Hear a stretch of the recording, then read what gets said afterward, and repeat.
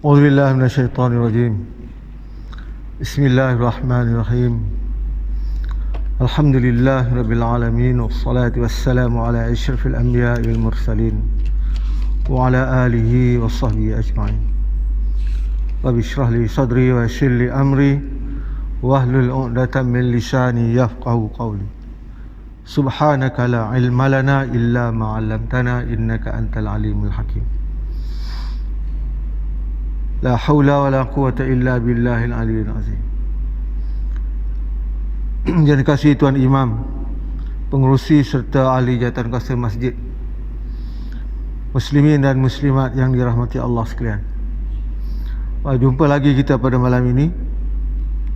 Malam ni kita pakai face shield. Saya semua hidup tak nak pakai, ni baru pakai sekali. Rasa macam janggal pula. Tapi tak apalah, kerana SOP kita pakailah. InsyaAllah malam ni kita akan sambung lagi perkongsian kita berhubung kait dengan surah Ar-Rahman. Satu surah yang sangat istimewa.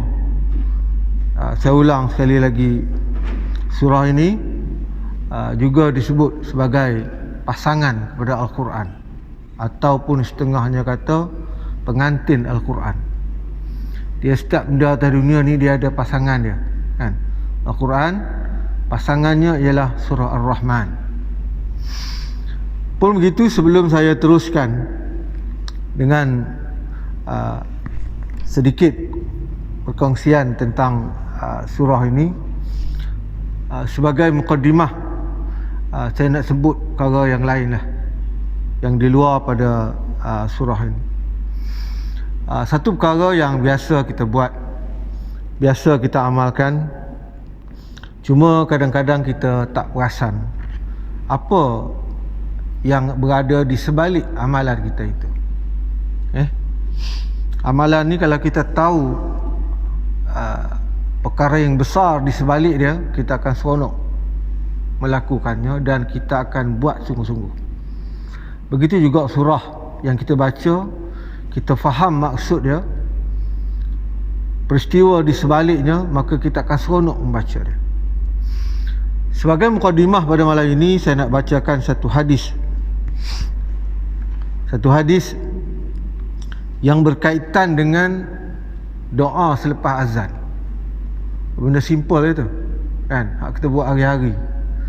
Kalau orang yang istiqamah 5 kali sehari, kalau dia buat sampai iqamah 10 kali sehari, dia akan baca doa selepas azan. Siapa yang suruh baca selepas azan ni?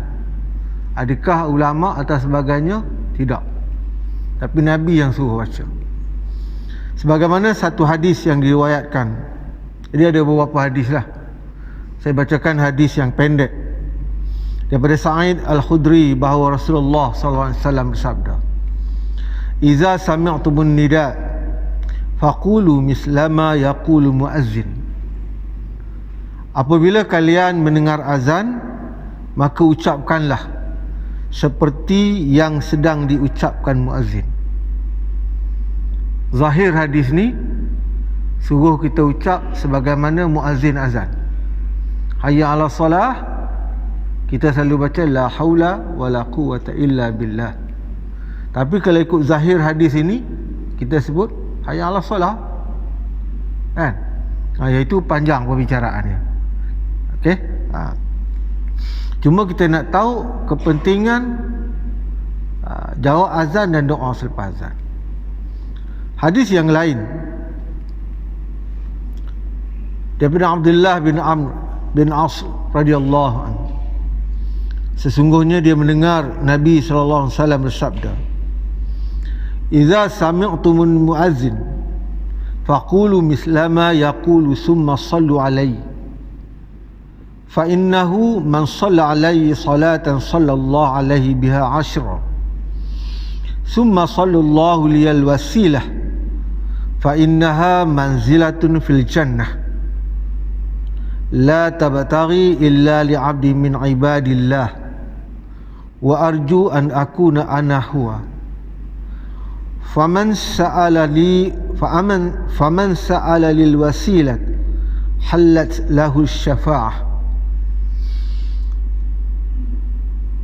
Apabila kamu mendengar muazzin, maka ucapkanlah seperti mana yang sedang diucapkan oleh muazzin. Ini sama macam hadis yang tadi, cuma hadis ni dia panjang sikit. Kemudian berselawatlah kamu ke atasku, kerana barang siapa yang berselawat ke atasku dengan satu selawat, maka Allah akan berselawat ke atasnya dengan 10 sekali selawat. Jangan tanya macam mana Allah selawat pada kita tu. Itu perbicaraan lain. Bukan kita nak sebut kat sini. Setelah itu mohonlah kepada Allah terhadapku sebagai wasilah, kerana ia merupakan salah satu tempat yang mana ia tidak layak untuk sesiapa pun melainkan buat hamba Allah. Aku mengharapkan agar aku adalah orang tersebut, yakni tempat wasilah itu.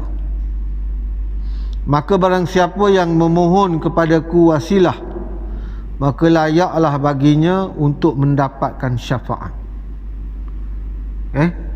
Barangkali kita biasa baca doa lepas azan ni, tapi kita tak tahu, kadang-kadang kita tak perasan. Yang tahu-tahulah, yang dah tahu mungkin terlupa, ataupun yang tak tahu. Kita peringat. Bermakna apa? Doa selepas azan. Yang pertama, Nabi suruh kita jawab azan sebagaimana muazzin azan. Cuma mungkinlah ulama ada perbicaraan lain, kan? Hayya 'alas salah, la haula wala quwata illa billah. Salatu khairun minan naum, kita jawab sadaqta wa bararta. Ataupun masa iqamah, hayya 'alal falah, laqad qamatis salah, kita jawab aqamaha Allah wa adamaha ma damatis samawati wal ard wa ja'alani min salihi ahliha. Tuan-tuan boleh rujuklah, senang nak terujuk dia, tak payah buka kitab besar-besar.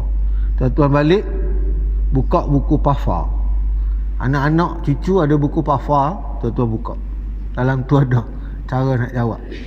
Cuma kalau berdasarkan zahir hadis ini, jawab sebagaimana muazzin azan. Maknanya tak salah, boleh kedua-dua. Sebab ada hadis dia. Hadis ini hadis sahih riwayat Muslim, hadis yang ke-384. Apa yang terkandung dalam azan itu ialah doa selepas azan, iaitu Nabi pesan suruh kita bila azan, sebelum kita baca doa tu suruh selawat dulu. Allahumma salli ala Muhammad wa ala ali Muhammad. Selawat sekali, baru kita baca Allahumma rabb hadhihi ad-da'wati tammah was-salatil qa'imah ati Muhammadan al-wasilata wal fadilah wa ba'athu maqaman mahmudan allazi yu'attah. Itu yang sahihnya pada hadis. Ada yang tambah, wasyarwata wad-darajatul 'aliyatur rafi'ah. Last sekali ada apa tadi? Yang last tu selalu apa? Innaka la tukhliful mi'ad. Tapi yang dalam hadis ada sebut yang macam tu, yang saya bacakan tadi. Apa yang terkandung dalam tu ialah wasilah. Ati Muhammadan al-wasilata wal fadilah. Wasilah ni apa, tuan-tuan? Kalau dalam TV kita dengar, kurniakanlah wasilah, ataupun diterjemahkan sebagai kedudukan yang tinggi dan terpuji. Wasilah ini adalah satu tempat, satu kedudukan, tempat di dalam syurga. Dia ada seorang yang layak tu. Seorang saja yang layak untuk menduduki tempat yang nama dia wasilah dalam syurga. Nabi tak tahu siapa yang layak. Nabi tak tahu. Tapi Nabi minta umat dia supaya berdoa untuk dia. Itu yang kita baca, ati Muhammadan wasilata wal fadilah. Kita doa kurniakanlah wasilah kepada Nabi Muhammad, satu kedudukan yang paling tinggi dalam syurga. Tak ada orang yang tahu, Nabi pun tak tahu. Cuma Nabi mengharapkan umat dia doakan untuk dia supaya dia yang dapat tempat tu. Sebab tu Nabi kata, la tabtaghi illa li'abdin min ibadillah wa arju an akuna ana huwa. Nabi berharap tempat tu dia dapat. Dia berharap dan dia minta umat dia, termasuk kita ni, supaya berdoa untuk Nabi dapat tempat tu. Oh, kita kadang-kadang tak perasan tak, kita baca ati Muhammad al wasilah wal muka sad huruf sim wasilah wal fadilah.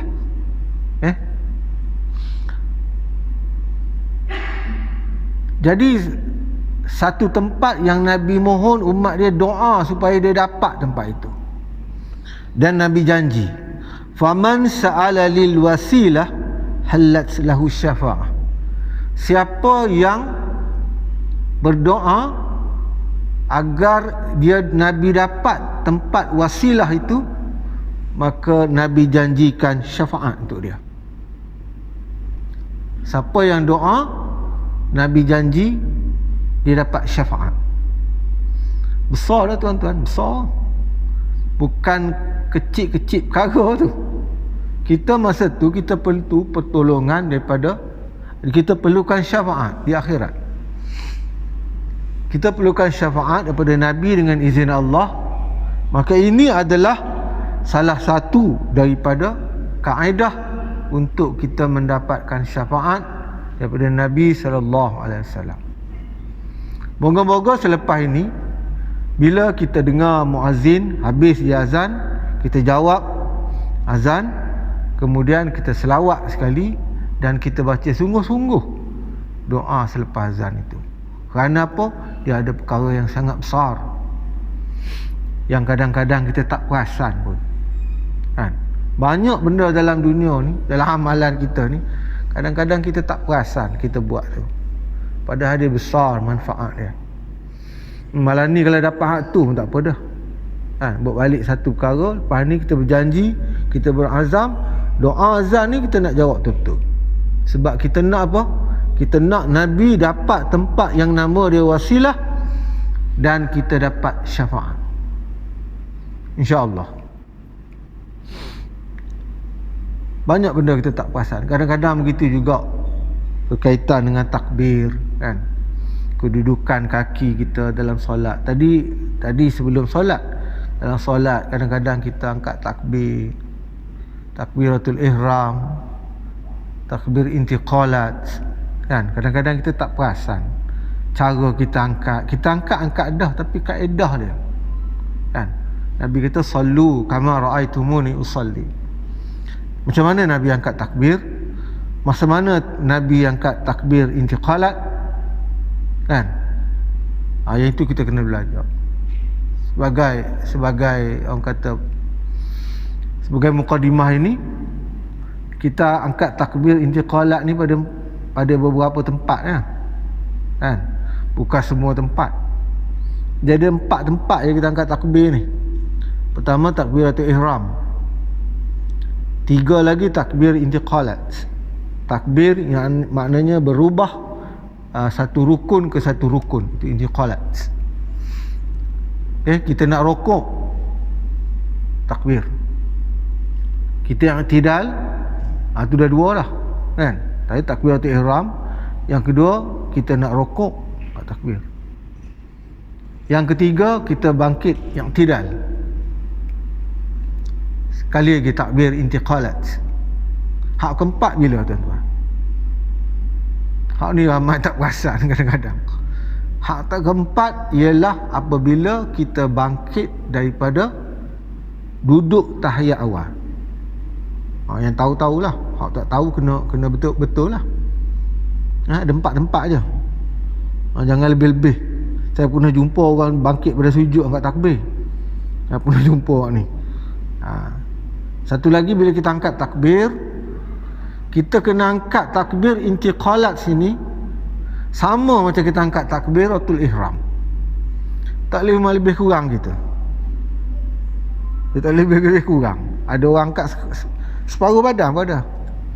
Kalau tuan-tuan tengok video almarhum Tuan Guru ni Aziz, Dia tegur tu. Dia tegur macam mana angkat. Sebagaimana kita angkat takbiratul ihram, begitulah kita kat takbir intiqalat.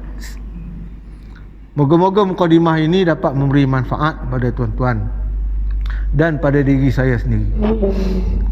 Tuan-tuan sebarkan, moga-moga ilmu tu beri manfaat pada diri tuan-tuan dan pada saya. Saya pun ambil pada tuan guru lain. Jadi ilmu tu berkembang, ilmu bermanfaat yang orang amalkan, maka dapat membantu kita dalam kubur esok. Ilmu yang bermanfaatkan. Cerita sikit dah lah. Cerita banyak-banyak. Kita banyak-banyak orang tak ingat, kan? Tak ingat. Wallahu a'lam. Jadi saya sambung berkaitan dengan surah Ar-Rahman.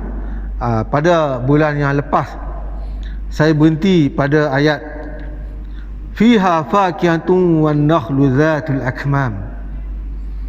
Okey. Dan Allah telah di bumi itu ada buah-buahan dan pohon kurma yang mempunyai mayang. Saya berhenti pada cerita kurma. Kalau tuan-tuan ingatlah. Okey.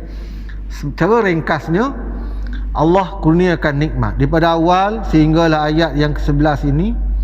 Allah ceritakan nikmat, kehebatan dia, cipta manusia, turunkan Al-Quran, bumi, langit, bintang-bintang, tumbuh-tumbuhan, semua bersujud kepada Allah.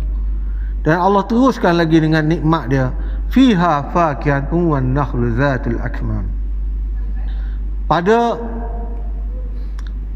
Allah kurniakan nikmat yang dalam bentuk buah-buahan yang boleh dimakan begitu saja. Saya sebutkan dulu buah-buahan yang disebut sebagai tufakkuhan wa talazzuzan. Maknanya orang makan tu untuk seronok-seronok. Orang tak makan kerana lapar. Lapar makan buah apple. Jarang orang buat gitu. Kita orang Melayu ni tak. Tak tahulah. Kok memang dia makan buah-buahan. Jadi buah-buahan yang Allah berikan sebagai nikmat ni, kita tak payah masak dia. Tak payah masak. Kecuali lah ada orang di Afrika tu dia masak pisang. Sebab tu makanan dia macam kita makan nasi. Ada satu kelompok, okay, di Afrika.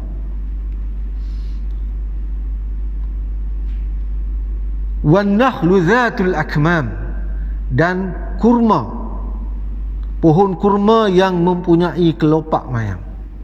Kenapa Allah sebut kurma ini berasingan daripada fakihah? Kenapa kurma tidak disebut tak termasuk terus dengan fakihah, buah-buahan? Kerana saya sebut pada bulan yang lalu, kerana kurma ini dianggap sebagai raja buah. Raja buah. Tempat kita raja buah durian. Tak semua orang suka makan durian, kan? Ada orang bau tak tahan. Makan lebih sikit, gula tinggi, darah naik, pening kepala. 2-3 hari mekah kulit, orang simpan buat tempoyak, tak boleh makan, harga jatuh. Tapi buah kurma ini dia istimewa. Istimewa kerana apa? Dia disebut berasingan dan dia kena zakat. Buah lain tak kena zakat, buah kurma kena, kan? Buah kurma kena zakat. Kita tak biasalah zakat sebab tempat kita tak ada kurma. Ada pun tak banyak manalah, seperti negara-negara yang tumbuh subur macam negara-negara Arab, kan? Cuma adalah orang dah mula tanam di Malaysia ni, tapi dia tidak sehebat, barangkali tidak layak lagi untuk keluar zakat buah kurma itu. Buah lain dia tak kena zakat. Zatul akmam, yang mempunyai kelopak mayang ini, maksudnya Allah nak gambarkan cantiknya buah itu. Dia ada kelopak mayang. Dia ada satu kisah yang saya berhenti kat sini hari itu. Ada kisah di sebalik yang berlaku di zaman Sayyidina Umar radhiyallahu anhu. Zaman Sayyidina Umar ini ada satu utusan, saya tak sebut lagi saya kan. Ada satu utusan daripada Kaisar Rom. Kaisar Rom hantar utusan menemui, adalah urusan apa barangkali, urusan negara, menemui Saidina Umar. Dan dia duduklah beberapa hari di Madinah. Dan bila dia balik bertemu dengan Kaisar, dia pun cerita pada Kaisar, di tempat Saidina Umar tu, negara Madinah itu, ada satu pokok yang orang kata sangat menakjubkan. Tak ada di tempat dia. Okay, dia ceritakanlah kehebatan pokok kurma itu. Dan apabila Kaisar dengar utusan dia cerita, maka Kaisar pun tulis surat kepada Saidina Umar. Dia kata, betul ke, saya guna bahasa lain lah, betul ke sebagaimana dalam surat itu dia tanya Saidina Umar, betul ke sebagaimana yang utusan aku ceritakan, bahawa ada pokok yang sangat menakjubkan. Sebab apa menakjubkan? Sebab masa dia keluar tu, mayang itu dia macam telinga keldai bentuk dia. Kemudian bila dia mula keluar, buah tu dia macam lu'lu'. Lu'lu' ni permata. Lu'lu' wal marjan, kan, permata. Kemudian apabila dia hijau, dia keluar warna hijau, dia putih tu, dia berbentuk macam zamrud. Ini yang diceritakan pada Kaisar oleh utusan dia. Kemudian daripada hijau dia bertukar kepada merah, seumpama yakut. Yakut ni permata warna merah. Kemudian dia masak dan dia kering, boleh dikeringkan, dan dia boleh disimpan lama. Kaisar kata, kalaulah betul cerita ini yang disampaikan oleh utusan dia, maka Kaisar kata, ini adalah pokok dari syurga. Tempat dia tak ada. Padahal pokok kurma ni lama dah. Okay? Zaman sebelum Nabi Isa ada dah pokok kurma. Apa bukti dia? Ada dalam Quran. Maka Umar pun jawab, bin Abdullah Umar Amirul Mukminin ilal Kaisar. Daripada Umar kepada Amirul Mukminin kepada Kaisar. Umar jawab, betul sebagaimana yang utusan kamu sebut. Memang betul, dia mengiyakan. Memang begitulah pokok kurma, kan? Kita tengok comel pokok dia. Kita daripada kuning, hak kuning tu kita makan dah. Ada hak hijau baru makan dah. Hak kuning tu lagi mahal pada hak masak. Tak, cuba buka tengok internet harga berapa. Dekat-dekat puasa ni tengok hak kuning tu berapa harga. Puluh ringgit. Tak terbeli kita orang kadang. Jadi Umar kata betul sebagaimana utusanmu kata. Tetapi Umar ni orang yang berjiwa besar. Walaupun orang kata Kaisar ni tertarik dengan pokok kurma, dia tidak ambil kesempatan itu.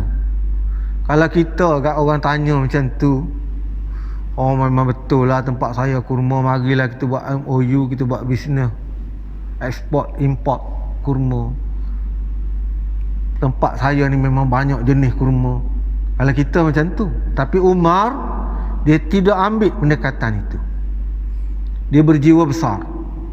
Sebab tu dia layak digelar Amirul Mukminin. Maka Umar kata, Umar ambil peluang untuk dakwah dengan kurma. Umar kata, inilah pokok yang Allah tumbuhkan ketika Sayyidah Maryam melahirkan Nabi Isa alaihissalam. Tu saya kata tadi, zaman sebelum Nabi Isa ada dah pokok kurma. Sebagaimana dalam surah Maryam kita baca, wa huzi ilaika bihiz'in nakhlatin tusaqid alaiki rutaban janiyya. Dalam surah Maryam ayat 25. Maryam ni ketika dia nak sakit, dia sakit, bukan nak sakit, dia sakit nak beranak.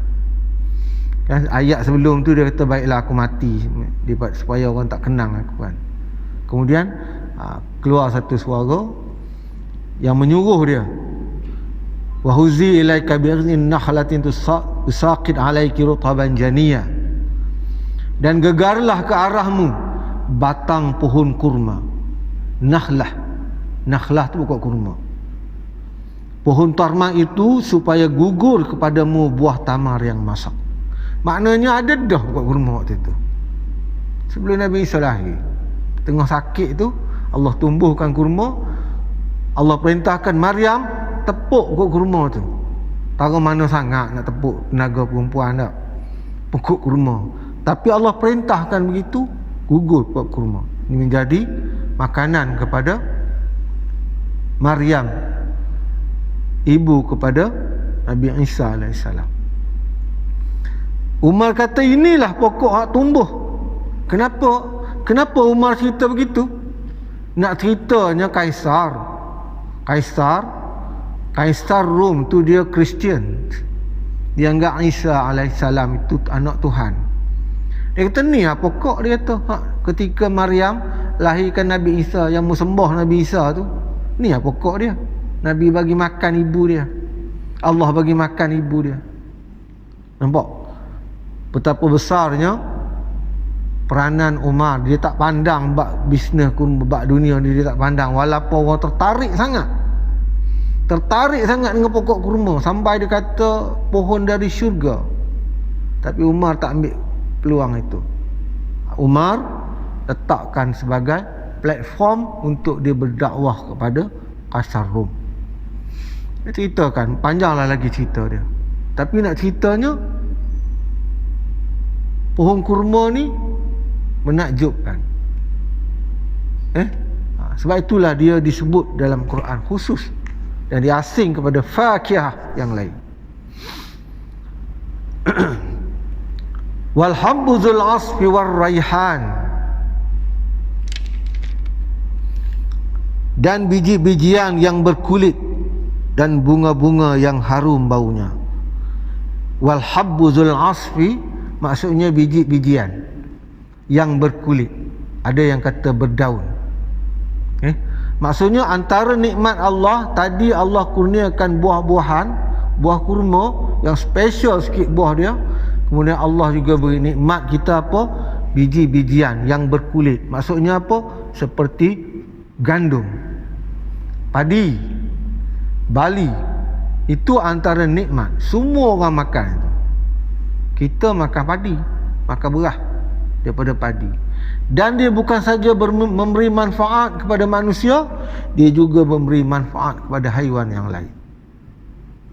Allah gambarkan dia, kalau kurma tadi zatul akmam, yang mempunyai mayang. Kalau biji-bijian zul asfi, zatu dengan zu tu maksudnya mempunyai. War raihan, raihan ini bunga-bunga yang harum. Salah satu nikmat Allah tadi daripada buah-buahan, biji-bijirin, termasuk juga nikmat Allah ialah bunga-bunga yang harum. Raihan ni dia ada makna lain. Ada yang terjemah dia, kalau tuan-tuan cari makna nama orang Raihan, maksudnya bunga-bunga di syurga. Saya mula-mula jumpa makna dia nama bunga-bunga yang harum di syurga. Saya tertarik dengan nama itu. Saya letak nama anak perempuan saya Raihana, kerana saya suka dengan nama tersebut. Bukan kerana kumpulan Raihan tu.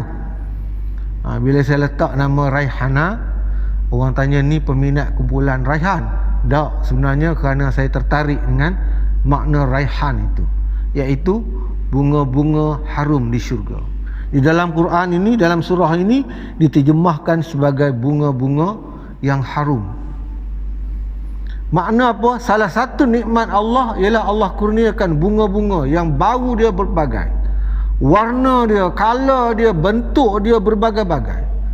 Sebagai tadi untuk kegunaan jasad manusia, bunga ini sebagai nikmat kepada santapan roh manusia. Tadi untuk perut kita, untuk fizikal kita. Roh ataupun jiwa kita ni, makanan dia antaranya selain daripada zikir ialah benda-benda yang harum. Sebab tu Nabi suka makan minyak wangi. Kan? Allah kurniakan bunga ni sebagai santapan jiwa kita.